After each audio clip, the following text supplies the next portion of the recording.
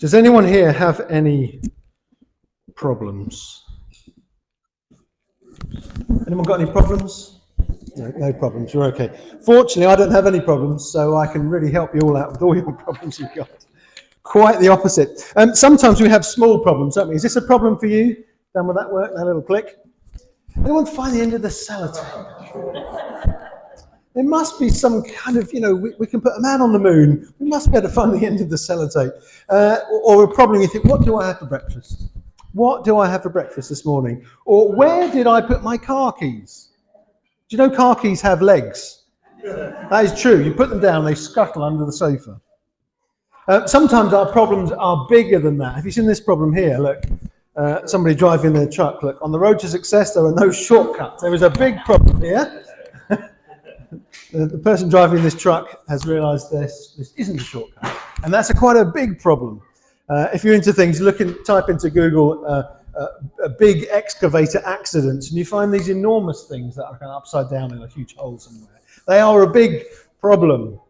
But also we know that there's big problems not just with bits of machinery, but there's problems we have in our own lives, in our families, or at work, or with health, or with money, things like that. What do we do? What do we do when we're faced with a problem? What is the solution? How do we address these problems? Sometimes we think, I'm just going to try harder. If you lost your keys, I'm really going to try hard to hang them on the hook. Sometimes we think if we spend extra on this, that's going to be the solution. Or maybe to plan better.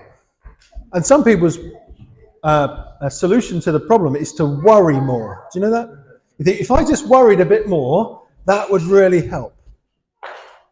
But you know that all that worry does is rob today of its joys. And it's living one day in advance when it really doesn't help. Worry can be a real burden, but actually it's not the way forward here. Well, today, as I said, we're in the last in this little series called All Through History. We're looking at Joshua. And Joshua succeeded or came after Moses, who we looked at. And God said to Joshua, something written on this cushion that belongs to my wife. Can you see that? It's a verse that you might know. Joshua chapter 1, verse 9. Can anybody see this? It says, have you heard of that? Be strong and courageous. Do not be afraid. Do not be discouraged. For the Lord your God will be with you wherever you go. Do you remember who gave that to me? It wasn't Wilfred. It was a little prayer group that my wife ran at our previous boys' school. And they said, as you go, take this to remind you that God goes with you. So God had told that to Joshua, be strong and courageous. And goodness me, he needed it because God was with him as he led God's people out into the promised land, across the River Jordan, into the land that God had promised. But in the land that God had promised, Joshua faced a huge problem, and it's this. It is the city of Jericho. This is a fortified city, so a city with ramparts, and it's big and thick walls and impenetrable. You can't get into it. Has anyone been to a fortified city? Is York a fortified city? Anything else? Where else is fortified cities around here? Chester? Oh yes, anything ending in Chester, I suppose, wouldn't it? With the Romans. So fortified cities where you've got these huge thick walls that perhaps have been there since Roman times. And there's a reason for that, because they're really well built. Well, Jericho was a massively fortified city, an impossible problem for Joshua to face. And what we're going to do now is we're going to have a little look using our Bibles to read this story, but also we're not going to read it straight through because I'm going to look for a little bit of help as well as we tell this story. So Denise is going to read to us. We're going to stop at various points, add in a few things, and invite some people to come and help. And I will need a little bit of help this morning. So don't be shy if you're thinking, this is my day to get involved. If not, you might be volunteered by the vicar at some point. So we're in Joshua chapter 6. It does have a page number. Page 220 in our Bibles. And Denise is going to read that to us as we as we act this out together. Thank you, Denise. Reading from Joshua chapter 6. Now the gates of Jericho were securely barred because of the Israelites. No one went out and no one came in. Then the Lord said to Joshua, "See, I have delivered Jericho into your hands, along with its king and its fighting men. March around the city walls with all the armed men. Do this for 6 days. Have 7 priests carry trumpets and ram horns in front of the ark. On the 7th day, march around the city 7 times, with the priests blowing the trumpets. When you hear the sound, a long blast on the trumpets, have the whole army give a loud shout. Then the wall of the city will collapse, and the army will go up, everyone straight in." Okay, let's just pause there.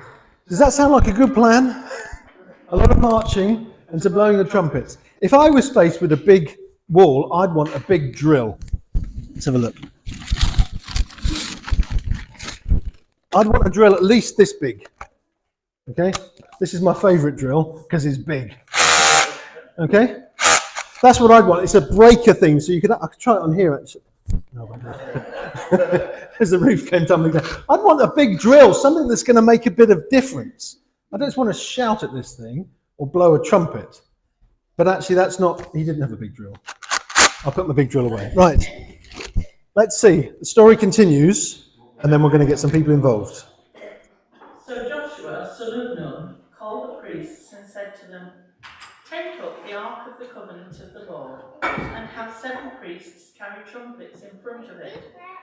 And he ordered the army, "Advance, march around the city with an armed guard going ahead of the ark of the Lord."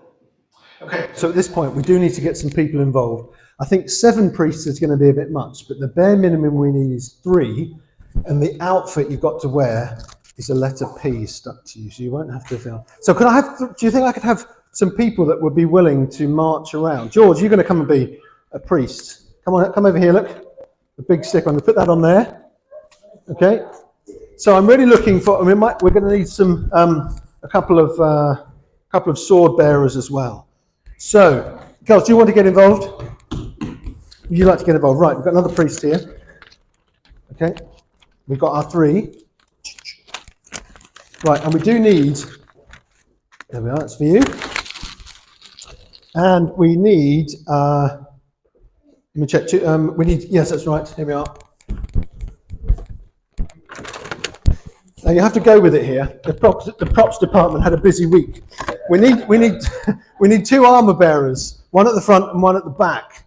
And we've got some shields, and we've got this shield, and we've got this sword. Now I know you're going to laugh at me because this is a sort of pirate sword, and this is something from King Arthur or something. So, Ray, brilliant. You can be the man at the front. You've always like that's it. Let me take one of those. Brilliant. Would you like to get involved as well? You can be at the back. Excellent. Right. Let's see. Now, of course, yes. Now, you girls, would you, as your priest, would you be able to carry something for me? It's not very heavy, but you've got to use your imagination. Hang on.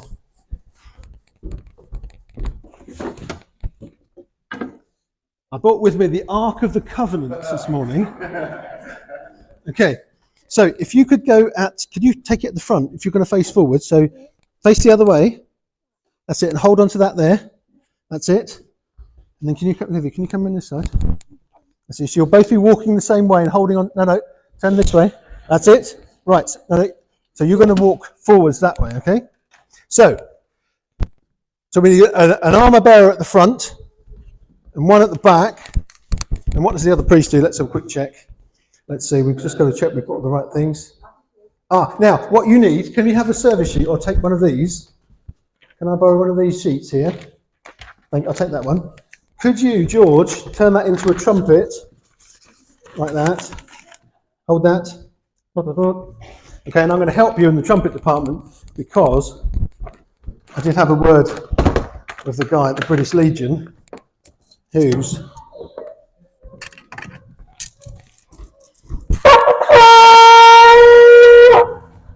right. I've been playing the bugle now for 4 long minutes.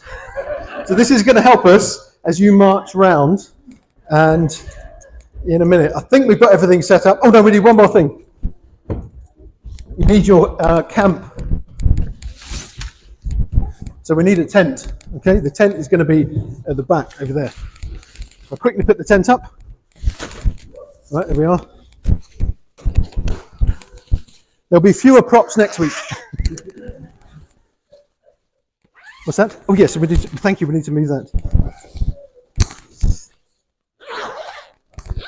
Okay, so this is your camp where you're going to go to at the back. Put that over there. Okay, and now you've all got to go with it on the imagination front. The fearsome city of Jericho. Okay, but don't touch it just yet. Okay, so we're going to put that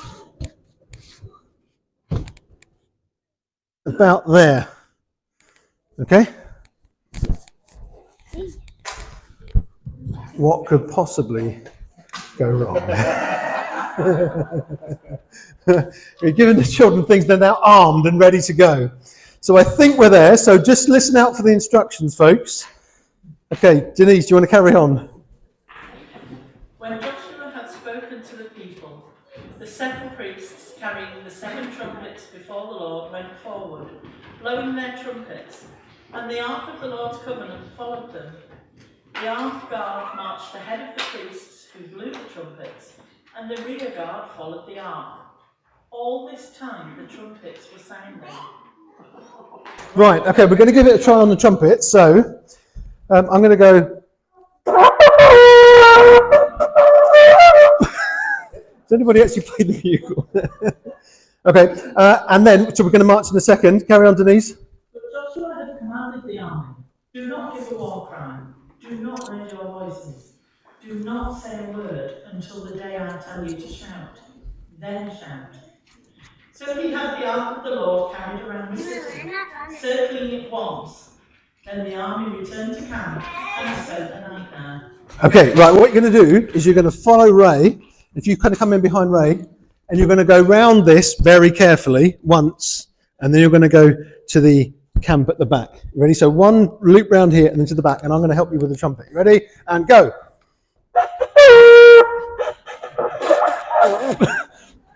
Keep going.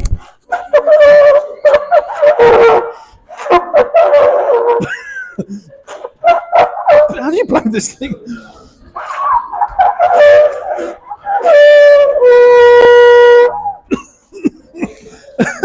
Right, there we go. Gosh, it looked good on paper. Right, okay, I think we're at verse 12, Denise. Joshua got up early the next morning, and the priests took up the ark of the Lord. The 7 priests carrying the 7 trumpets went forward, marching before the ark of the Lord and blowing the trumpets. The armed men went ahead of them, and the rear guard followed the ark of the Lord, while the trumpets kept sounding. So on the 2nd day, they marched around the city once and returned to camp. They did this for 6 days. Okay, what I'd like you To do, I'd like you to come back down here, this crowd, and I'd like you all to count to 6 really slowly. Imagine they've gone round it 6 times, but they're only going to do it once, and I'm going to try and get a note out of this if it kills me. Are you ready? And go. You come down, same again, and you guys count to 6. Ready? Go. 1, 2,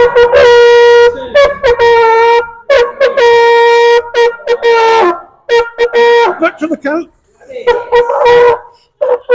Back to the camp.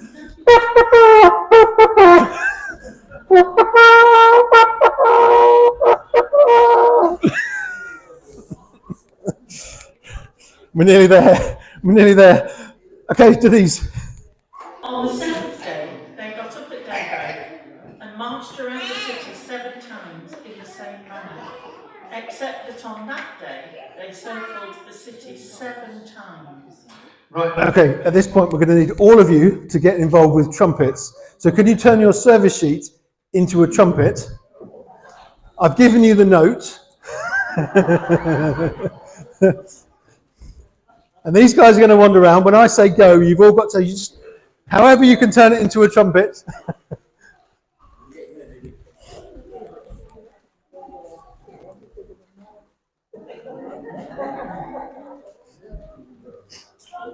Okay, so you guys have got to come down and walk around once more time. Ready? Okay, Denise? On the seventh day, oh sorry, I've done that. The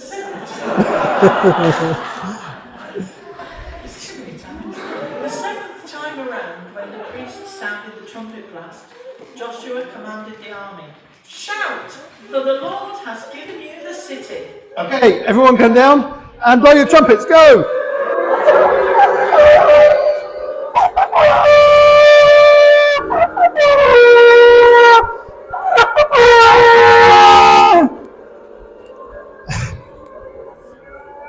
And shout. Ah! And read to these. The army shouted, and at the sound of the trumpet, when the men gave a loud shout, the wall collapsed.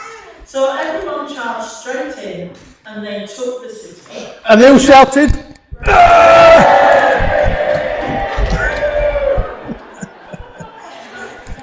And the army came back here, and they went straight in. Keep going. Well done. You can put the ark on this table here. Brilliant. Thank you very much. Brilliant. And the walls came tumbling down, and the whole crowd went wild. Yay! Thank you very much. Do you want to pop all your things on here? Well done.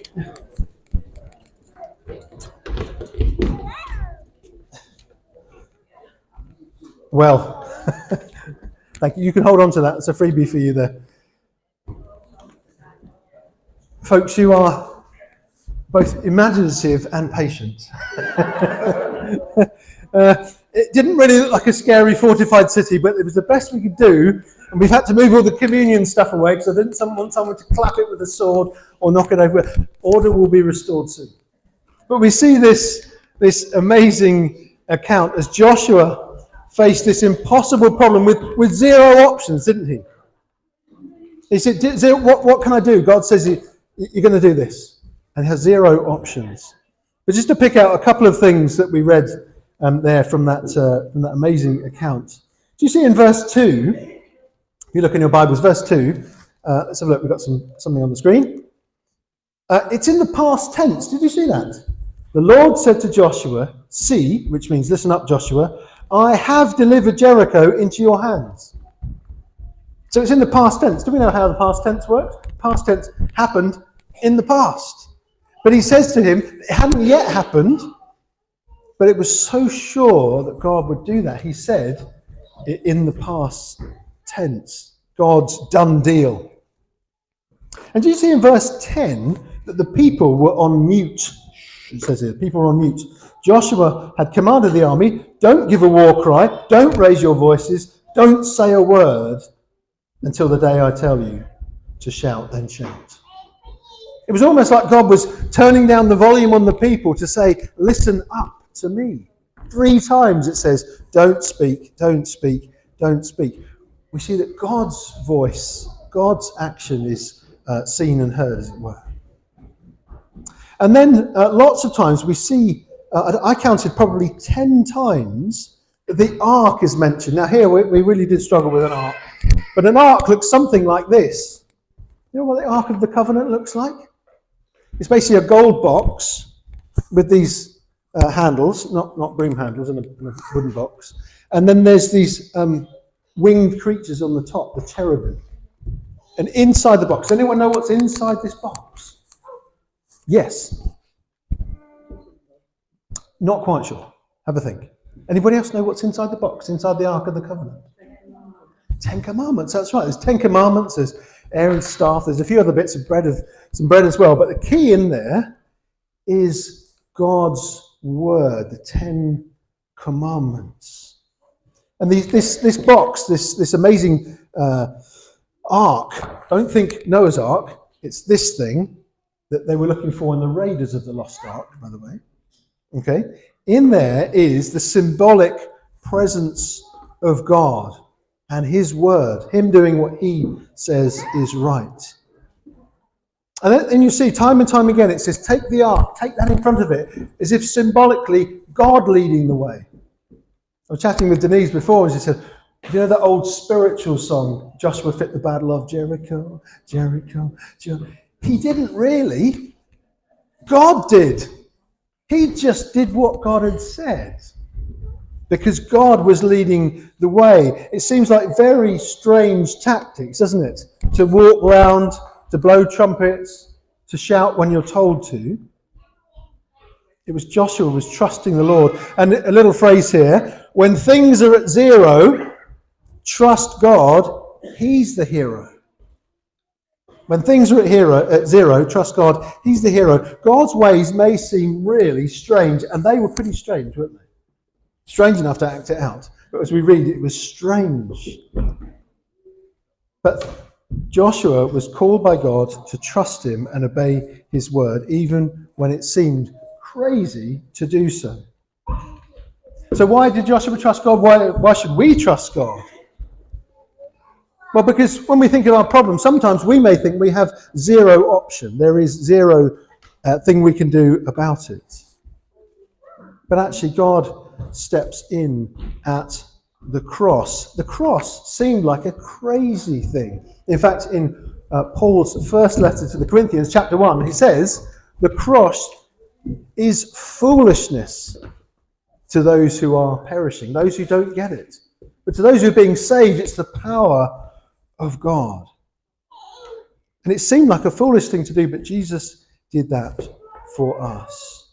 He died on a cross, as we've said in our confession, so we might know freedom and forgiveness. And as we come to finish on this series is looking at Old Testament stories pointing to Jesus. And Joshua, as we looked at this one here about how Joshua points forward to Jesus. Joshua, this warrior conquering enemies in God's power. And Jesus says he will put all enemies under his feet. Do you know what the name Joshua means? Anyone here called Joshua? Not Joshua. Anyone know what Joshua means? Means God is salvation. The Lord saves, Yeshua, which is kind of where you get Jesus from. The name is this a very similar name, meaning the Lord saves. And this brings us right back to the beginning. For those of you here on the first Sunday of the new year, I asked this question. Does the Old Testament, or perhaps the Bible, but particularly the Old Testament, seem like a closed book for you? A book that's chained up. You can see here this very old, heavy, antiquated book with a big chain on it. Is that honestly how you see the Bible and think, I just don't get it, I don't understand? Well, through Noah and Moses and David and Daniel and Joshua and others, we see God at work. We see God as faithful, God powerful, God gracious, stepping in when he doesn't need to. And we're going to finish with this. Do you know what God's favourite symbol is, favourite shape is? It's a tick. I can't remember if I've talked to you about this before. It's a tick. Imagine a tick. If we put that tick on a graph, and the graph had time going along here and things up here. Okay? This is what someone said to me years ago. If you like a chart or graph, you'll like this. So often things start off and they're good. Situation's okay. But then things go bad. But then through God, they go better than ever. So if we think about with David, we thought about David there a couple of weeks ago. David was a good guy. He loved God. He was minding his sheep. And then he says, I'll go fight Goliath, and his life's in danger. And then God rescues through there, and to point forward to Jesus. And we see that in Jesus' life as well, where we read in Philippians chapter 2 that Jesus descended down, he died on a cross, and then was exalted. So there's this pattern that happens time and time again through the Bible. And you might be here today thinking, I don't really know much about the Bible, and I feel like I've got lots of big problems. But you know what? The good news is we've got a bigger, greater God that we've sung about, that we've read about, and the Lord Jesus, who will not take away all our problems, but is with us in them. And the biggest problem that we will face, the ultimate problem that puts all other problems to shame or into perspective, is actually the problem of sin. The problem of this issue, this barrier between us and God that makes Jericho seem as if it's nothing. But actually Jesus says, I will deal with that. I will bring you back to God through what he's done. And Jesus himself says, all the Old Testament points to me. If you read in Luke 24, we can read that. So what's our response to this? What do we do? Well, in a moment, we're going to sing, after we say something else, we're going to sing, before communion, we're going to sing this old hymn. Does anyone know this hymn? Trust and obey, for there's no other way to be happy in Jesus than to trust and obey. And it really is, on one level, that simple. Do we trust God and will we obey God? So that's exactly what Joshua did. Trust and obey.